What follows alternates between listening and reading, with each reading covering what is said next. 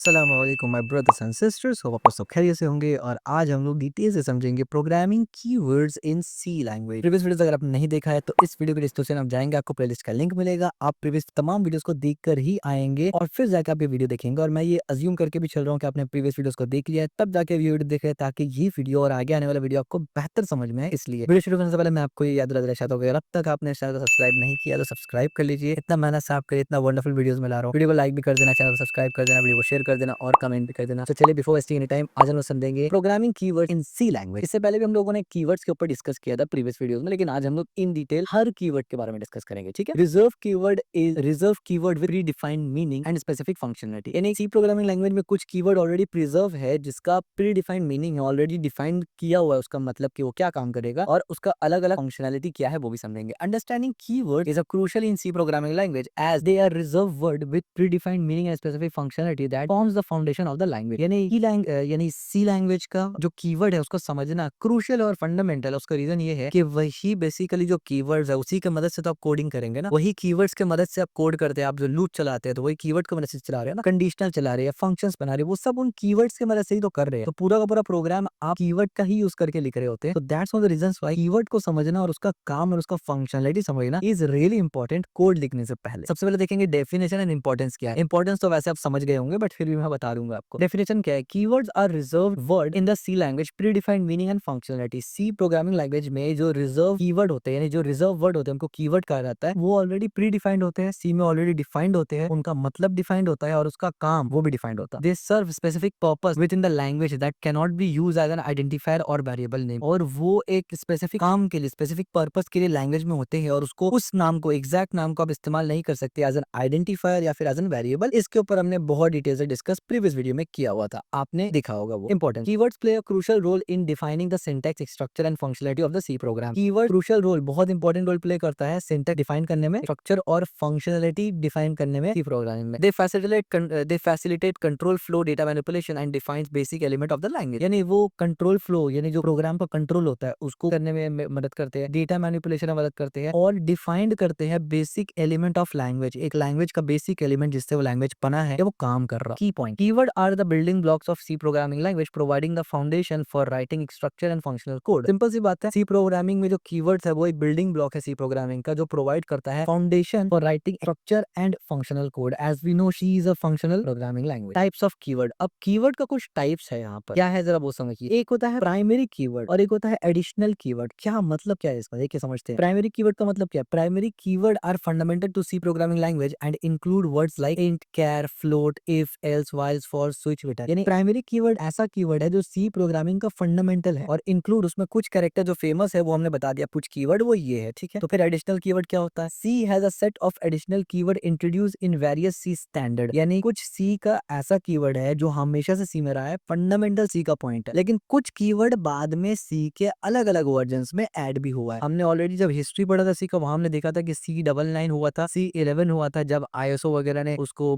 ये कर लिया था, उसके अंडर में जब सी आ गया था उस वक्त। तो कुछ स्टैंडर्ड जब चेंज हुआ था, हमने ये भी देखा था कि सी का स्टैंडर्ड लाइब्रेरी में भी काफी सारा चेंजेस किया गया था, जैसे जैसे सी अलग अलग कंपनी के अलग अलग जो एसोसिएशन के अंडर जब काम कर रहे थे। ठीक है। यानी चला वो जब कंट्रोल कर रहे थे इसको उस वक्त। तो कुछ एडिशनल कीवर्ड भी है, जैसे कि such as hyphen bool, hyphen complex, hyphen imaginary and other, providing additional functionality of data type. यानी अलग अलग डेटा टाइप फंक्शनलिटी प्रोवाइड करता है। यानी एक प्राइमरी कीवर्ड है जो सी में आपको जानना ही जानना है, कुछ भी हो जाए इसके बिना आप काम ही नहीं कर सकते। दूसरा एडिशनल कीवर्ड है जो आपको स्पेसिफिक काम के लिए फायदा देते हैं। स्पेसिफिक काम जब आप करेंगे तो आपको जरूरत पड़ेगा और आप वो स्पेसिफिक काम बड़े अच्छे से कर पाएंगे। ठीक है। दो किस्म का कीवर्ड होता है। Standard evolution. The C language has evolve over a time. हमें पता है C language over a time evolve हुआ है with a new standard introduce additional keyword to enhance the language capability and expressiveness. यानी over a time जब सी involve हुआ तो time के साथ कुछ एडिशनल स्टैंडर्ड लाइब्रेरी भी इसमें ऐड किए गए जिसने नया कीवर्ड्स को इंट्रोड्यूस किया। लेकिन प्राइमरी कीवर्ड क्या है। प्राइमरी कीवर्ड सी का यही है। ठीक है। तो आपको प्राइमरी में ज्यादा फोकस करना है, एडिशनल में जब जरूरत पड़ेगा तो हम लोग इस्तेमाल कर सकते हैं। इसके बाद आता है डेटा टाइप कीवर्ड। अब डेटा टाइप कीवर्ड क्या होता है। डेटा टाइप कीवर्ड का मतलब जैसे हमें पता है इंट है, कैर है, फ्लोट है, डबल है, वॉइड है, defined data type use for variable declaration and manipulation. यानी डेटा टाइप कीवर्ड सिर्फ वो कीवर्ड होंगे ना जिनके मदद से आप डेटा टाइप सेट कर सकते हैं। यानी अगर मान के चलते हैं सी में 50 किस्म का डेटा टाइप सपोर्ट करता है तो 50 अलग अलग किस्म का कीवर्ड भी होगा। सिंपल सी बात है। तो हमें जिन जिन टाइप का डेटा स्टोर करना है उन टाइप के लिए अलग अलग कीवर्ड मौजूद है जिनको हम लोग कहते हैं डेटा टाइप कीवर्ड, जो कि सिंपल हमें पता है फ्लोट, इंट और इसी के साथ हम ज्यादातर खेलेंगे। जाएंगे। कैरेक्टर्स कांस्टेंट, अब इसके बाद कैरेक्टर्स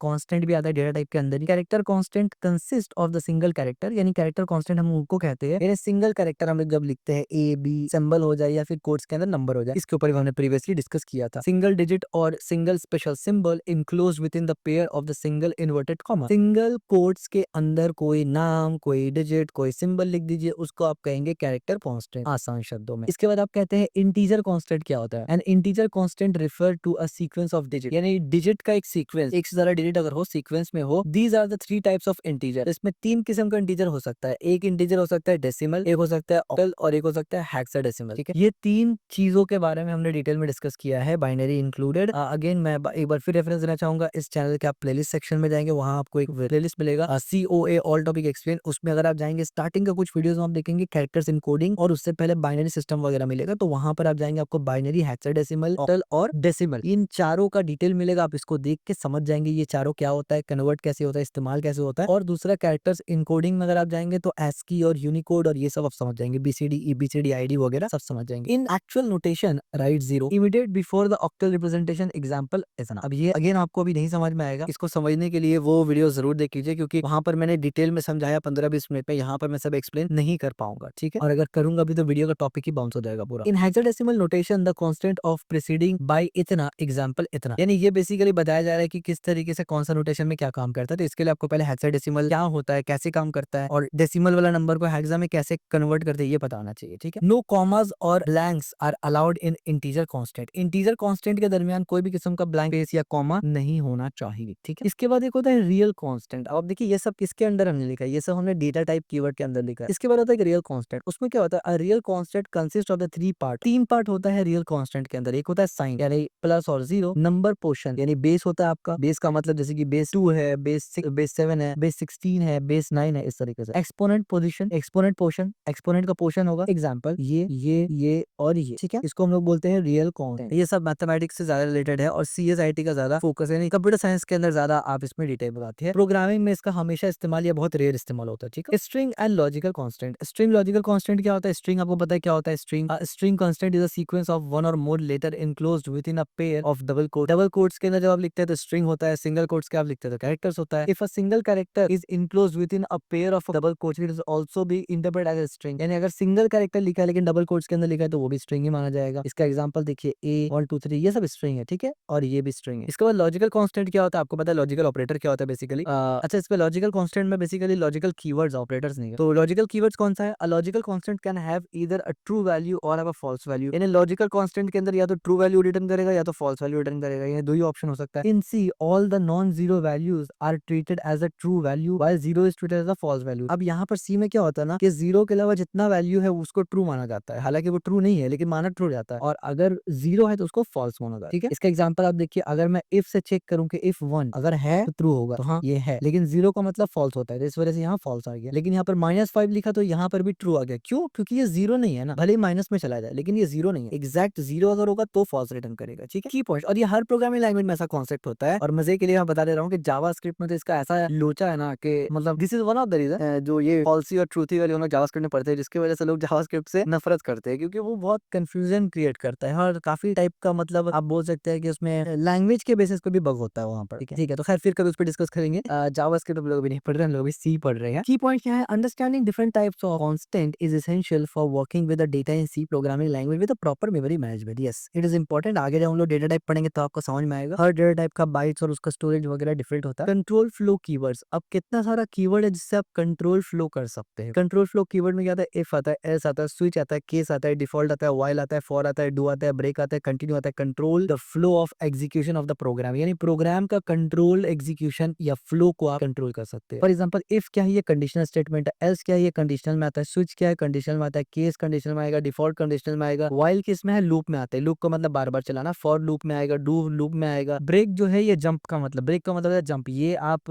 कंडीशन के साथ भी इस्तेमाल कर सकते हैं, लूप के साथ भी कर सकते हैं। कंटिन्यू का मतलब भी जंप होता है, इसको आप इफ एल्स के साथ भी इस्तेमाल कर सकते हैं और लूप के साथ भी इस्तेमाल कर सकते हैं। ठीक है, ये सब हम लोग आगे पढ़ेंगे तो आपको समझ में आ जाएगा इजीली, और ये इसका कुछ एग्जांपल हमने यहाँ पर लिखा होगा। ठीक है, इसके बाद आता है functions and storage class keyword, यानी फंक्शंस और स्टोरेज क्लास कीवर्ड क्या होता है? तो फंक्शन कीवर्ड क्या होता है? आपको पता है, return specify the value return by the function to the calling code, यानी जहां पर आप कॉल कर रहे हैं वहां पर फंक्शन का वैल्यू को रिटर्न करेगा। ये भी हम लोग आगे बढ़ेंगे। स्टोरेज स्टोरेज कीवर्ड क्या होता है? जैसे ये ऑटो होता है, ट्रेन होता है, स्टैटिक होता है, रजिस्टर होता है, determine the storage duration and space of the variable. ठीक है, ये भी हम लोग आगे पढ़ेंगे। ऑटो का मतलब होता है लोकल वेरिएबल, एक्सट्रेन का मतलब होता है ग्लोबल वेरिएबल, स्टैटिक का मतलब होता है परसिस्टेंट और ये रहेगा, और रजिस्टर का मतलब होता है फास्ट एक्सेस। ठीक है, और ये इसके यहाँ पर हमने कुछ एग्जांपल कोड दिया हुआ है। आगे जब हम लोग ये सब टॉपिक्स पढ़ेंगे तो डिटेल में देखेंगे इसको। ठीक है, इसके बाद रिजर्व स्टेटस एंड रिस्ट्रिक्शन। अब कुछ रिजर्व स्टेटस होता है, कुछ रिस्ट्रिक्शन होता है। जैसे कि रिजर्व्ड स्टेटस क्या होता है? मतलब keyword are reserved by the language and can not be used as an identifier, function name और variable name within the code. ये रूल हमने ऑलरेडी पढ़ लिया है। ठीक है, case sensitivity, keywords are case sensitive in C, यानी keyword case sensitive होता है, हमने ये भी ऑलरेडी पढ़ लिया। यानी अगर मैं WORD वर्ड लिखूं और दूसरा बार मैं W को कैपिटल कर दूं या O या R या D किसी को भी कैपिटल कर दूं तो वो पुराने वाले से मैच नहीं करेगा, क्योंकि उसमें एक कैपिटल लेटर आ गया, तो वो दोनों अलग अलग वेरिएबल ट्रीट होगा सी लैंग्वेज में। इसी को बोलते हैं केस सेंसिटिव। ठीक है, for instance int is a keyword but INT या फिर INT are not recognized as a keyword and can be used as an identifier. यानी एग्जांपल के तौर पे सब स्मॉल में लिखा है INT, तो ये सी का कीवर्ड है, लेकिन अगर मैं यहाँ पर INT में आई को कैपिटल कर दूं तो ये सी का कीवर्ड नहीं है। तीनों को कैपिटल कर दूं तब भी नहीं है। आई और टी को स्मॉल रख के एन को कैपिटल कर दूं तब भी नहीं है। ठीक है, क्योंकि ये अलग माना जाएगा। Invalid usage example. अब इनवैलिड यूजेज एग्जांपल देख लीजिए। फॉर एग्जांपल अगर आप ऐसे लिखेंगे कि इंट और फिर इंट सेम और 5, तो error can not be use keyword as a variable. Of course ये हम ऑलरेडी डिस्कस कर लिया। सेम एज आप ये नहीं लिख सकते कैर एक कीवर्ड है, इफ भी एक कीवर्ड। आप ये नहीं लिख सकते कि char if error can not be use keyword as a variable. और सेम यहाँ पर भी है वॉइड और वाइल। वॉइड फंक्शन में इस्तेमाल होता है, वाइल एक लूप है, can not use keyword as a function name. Valid क्या हो सकता है? वैलिड ऐसे हो सकता है, इंट में आप लिखे इंटीजर 5, हाँ ये वैलिड है, इंटीजर कोई कीवर्ड नहीं है। कैर में आप लिख सकते हैं कैरेक्टर ए, कैरेक्टर कोई कीवर्ड नहीं है। वॉइड में आप लिख सकते हैं वाइल लूप कोई कीवर्ड नहीं है। वाइल कीवर्ड है लेकिन वाइल लूप कीवर्ड नहीं है। ठीक है, evolving keyword set, standardization and update. C standard यानी एग्जांपल C89 या C99 या C11 में इंट्रोड्यूस न्यू कीवर्ड और modify the behaviour of the existing keyword to enhance the language capability. अब जो पुराना कीवर्ड था, बहुत सा कीवर्ड्स को अपडेट कर दिया गया, मॉडिफाई किया गया उसका बिहेवियर और उसका एग्जिस्टिंग कीवर्ड को, ताकि उसको एनहांस कर सके, उसका एबिलिटी को इंक्रीज किया जा सके। और C89 C99 या C11 में कुछ नया कीवर्ड को इंट्रोड्यूस भी किया गया। इसका एग्जांपल हमने थोड़ी देर पहले भी देखा था। Backup compatibility. C standard strive to maintain backup compatibility. अब देखिए क्योंकि अपडेट होता जा रहा है तो बैकअप कंपैटिबिलिटी भी होना चाहिए। ऐसा ना हो कि अपडेट तो हो गया लेकिन अगर कहीं पुराना सी का कोड चल रहा है या पुराना सी का अगर कहीं पर कीवर्ड चल रहा है तो वो काम ही ना करे, ऐसा नहीं होना चाहिए। तो बैकअप कंपैटिबिलिटी भी सी प्रोवाइड करता है और फोकस करता है उस पर, ensuring that code written in older version of C remain valid in your system. यानी नया सिस्टम में भी ओल्डर कोड सी का चले। ठीक है, तो बैकअप कंपैटिबिलिटी के लिए क्या है? आप देखिए C99 में बुल लाया गया, कॉम्प्लेक्स लाया गया, इमेजिनरी लाया गया, इनलाइन लाया गया, रिस्ट्रिक्ट लाया गया, इस तरीके से नॉर्टन लाया गया C11 में, इस तरीके से रेड लोकल लाया गया और एटॉमिक लाया गया। Key point, the evolution of C standard introduce new keyword to address modern programming need while maintaining capability compatibility with existing code. इन आसान शब्दों में सी जैसे जैसे ग्रो होता गया तो नया नया मॉडर्न नीड के हिसाब से नया नया कीवर्ड तो ऐड किया गया, ताकि नया जो प्रॉब्लम उसको इजीली सॉल्व किया जा सके, अच्छे से सॉल्व किया जा सके, एफिशिएंटली सॉल्व किया जा सके। लेकिन एट द सेम टाइम उन्होंने इस पे भी फोकस किया कि बैकअप कंपैटिबिलिटी भी हो, ओल्ड कोड भी नया सिस्टम में या कोई भी सिस्टम में अच्छा से काम करे, which is really very good. All C keyword. अब सी का कितना सारा कीवर्ड है वो भी देख लीजिए। Here are a comprehensive list of all keyword in C programming. तो बस इतना ही कीवर्ड है सी प्रोग्रामिंग में, इसके अलावा कोई कीवर्ड आपको नहीं मिलेगा। सी में टोटल कितना कीवर्ड है? ओनली 32। और बिलीव मी इसमें से आप शायद 10 भी हमेशा इस्तेमाल कर रहे होंगे, मैक्स टू मैक्स। ठीक है, क्या क्या है देखिए। ऑटो है, ब्रेक है, ब्रेक कभी कभी इस्तेमाल करेंगे, केस आप इस्तेमाल करेंगे कभी कभी, कैरेक्टर ज्यादातर इस्तेमाल करेंगे, कॉन्स्ट आप ज्यादातर इस्तेमाल करेंगे, कंटिन्यू कभी कभी इस्तेमाल करेंगे, डिफॉल्ट भी कभी कभी इस्तेमाल करेंगे, डू हमेशा इस्तेमाल कर सकते हैं, डबल बहुत कम करेंगे, एल्स आप हमेशा इस्तेमाल करेंगे, एनम भी करेंगे, एक्सपेंड बहुत कम करेंगे, फ्लोट ज्यादातर कर सकते हैं, फॉर तो करेंगे ही करेंगे। इस तरीके से goto, if, int, long, register, return, short, signed, sizeof static, struct, switch, type, defined, union, unsigned, void, volatile and white. These 32 keywords from the foundation of the C language understand their purpose and proper use is essential for writing effective code. Of course, इनका जानना, इनको लिखना और ये काम कैसे करते हैं इसको समझना, ये फाउंडेशन है और ये इस चीज को डिसाइड करेगा कि आप कितने अच्छे डेवलपर या इंजीनियर बनने वाले हैं या सी डेवलपर बनने वाले हैं। और ऐसा नहीं है कि आपको सब में मास्टर करना जरूरी है, नहीं, इनमें से कुछ कीवर्ड है जो हमेशा इस्तेमाल होगा, उनमें आपको मास्टर करना ही करना है। कुछ कीवर्ड है जो बहुत कम इस्तेमाल होगा या जरूरत के बिना पर इस्तेमाल होता है, तो जो चीज जरूरत के बिना पर इस्तेमाल होता है वो सेकंड प्रायोरिटी पे होता है। फर्स्ट प्रायोरिटी पे वो होगा जो हमेशा इस्तेमाल होगा। तो आगे हम लोग उनको, उन कोड पे ज्यादा, उन कीवर्ड्स पे ज्यादा फोकस करेंगे जो हमेशा यूज होगा, जैसे कि for, do,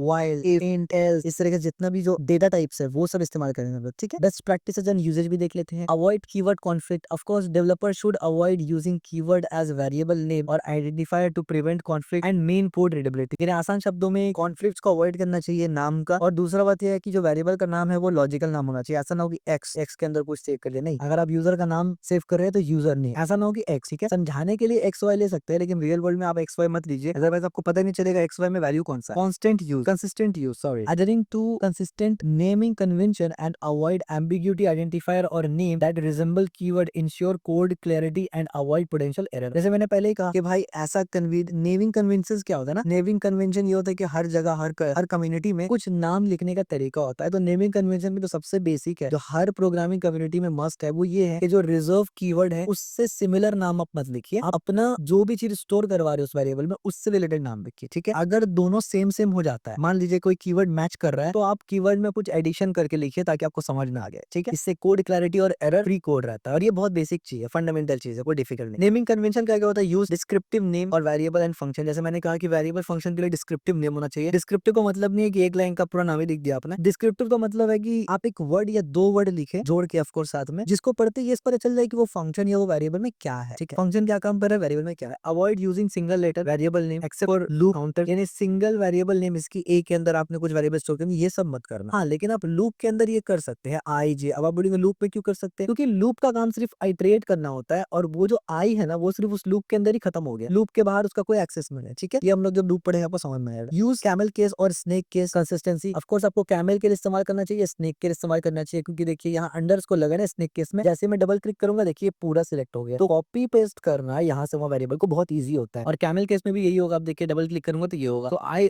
mostly prefer camel case, लेकिन क्योंकि इन दिनों मैं थोड़ा एआई वगैरह में भी काम कर रहा हूँ पाइथन में, तो वहाँ पर पाइथन कम्युनिटी में स्नेक केस बहुत ज्यादा इस्तेमाल होता है, तो इसका भी आदत करना जरूरी है। हालांकि जरूरी तो नहीं है, मतलब अच्छा होता है। यानी अगर आप कम्युनिटी के तरह काम करते हैं ना, तो आपका कोड जब कोई पढ़ता है तो उसको लगता है कि हाँ ये बंदा इसी कम्युनिटी का है, और एक आपका कोड से भी पता चलता है कि आप कितना अच्छा वो लैंग्वेज जानते हैं और कितना इन डेप्थ उसमें है, क्योंकि एक कन्वीनियंस होता है एक हर लैंग्वेज में, हर कम्युनिटी में, ठीक है। तो खैर एज अ बिगिनर अभी आपको उतना टेंशन नहीं लेना कि नेमिंग में स्नेक लिखूं या फिर कबाब केस लिखूं। आप कोई भी केस लिखिए, बट वो फिलहाल लॉजिकल होना चाहिए। जैसे जैसे आपका लेवल अपग्रेड होगा फिर आप ये सब चीजें एडिशनल चीजें है ये, तब आप इसमें जाएंगे। Start variable name with lower case letter, ये सब हमने ऑलरेडी डिस्कस किया हुआ, right. Avoid name differ from the keyword only in the case, यानी ऐसा नाम मत रखिए कि जिसमें सिर्फ केस था मतलब अपर लोअर केस में सिर्फ आप चेंज कर दिए, लेकिन नाम बिल्कुल वही है। जैसे कि इंट में आपने अपर लोअर चेंज कर दिया, फ्लोट में आपने अपर लोअर चेंज कर दिया, कुछ कैपिटल कुछ स्मॉल बना दिया, लेकिन है तो फ्लोट ही ना, तो वो मत करना, ठीक है। वो गलत प्रैक्टिस होता है, बैड प्रैक्टिस होता है। Rule in programming structure, programming structure में क्या रोल होगा, define structure. Keyword play a vital role in defining the structure of the C program, deleting function, control flow, variable type and other essential element of the language. यानी आसान शब्दों में जो पूरा का पूरा प्रोग्रामिंग स्ट्रक्चर है वो कीवर्ड से ही तो बनता है। आप देखिए यहाँ पर हम एग्जांपल आपको भी दिखाएंगे। डेटा टाइप होता है, वेरिएबल होता है, फंक्शन होता है, कंट्रोल फ्लो और प्रोग्रामिंग लॉजिक, यही तो होता है सिर्फ। अब अगर मैं यहाँ पर आप देखिए स्ट्रक्ट एक कीवर्ड है, इंट एक कीवर्ड है, कैर एक कीवर्ड है, फ्लोट एक कीवर्ड है, यहाँ भी फ्लोट कीवर्ड है, यहाँ भी फ्लोट कीवर्ड है, यहाँ इंट एक कीवर्ड है, यहाँ फ्लोट कीवर्ड है, ये फॉर कीवर्ड है, इंट कीवर्ड है, फिर यहाँ रिटर्न कीवर्ड। अब देखिए कोड के अंदर तो कीवर्ड ही भरा पड़ा है, तो कीवर्ड इंपॉर्टेंट है, ठीक है, एसेंशियल है। Keywords are the fundamental building blocks of C programming language, providing the structure and the syntax necessary to create functional and effective program. आसान शब्दों में ये है कि भाई कीवर्ड्स एक फंडामेंटल बिल्डिंग ब्लॉक है। हर कोड जब आप लिखेंगे वो कीवर्ड से ही लिखेंगे, आप कीवर्ड की मदद से ही लिखेंगे, क्योंकि वो कीवर्ड ही बताता है कि भाई आपका कोड क्या काम करेगा, और कीवर्ड का प्रॉपर इस्तेमाल ही आपके कोड को एक स्ट्रक्चर और सिंटैक्स में जो नेसेसरी चीज लगता है वो प्रोवाइड करेगा, यानी एरर फ्री वगैरह आप रखेंगे और एक एफिशिएंट प्रोग्राम आप लिख सकेंगे। So this is all about programming keyword in C language. तो आपको वीडियो पसंद आया होगा, तो अगर वीडियो पसंद आए तो इस वीडियो को लाइक जरूर करना, चैनल को सब्सक्राइब जरूर करना और इस वीडियो को शेयर जरूर करना।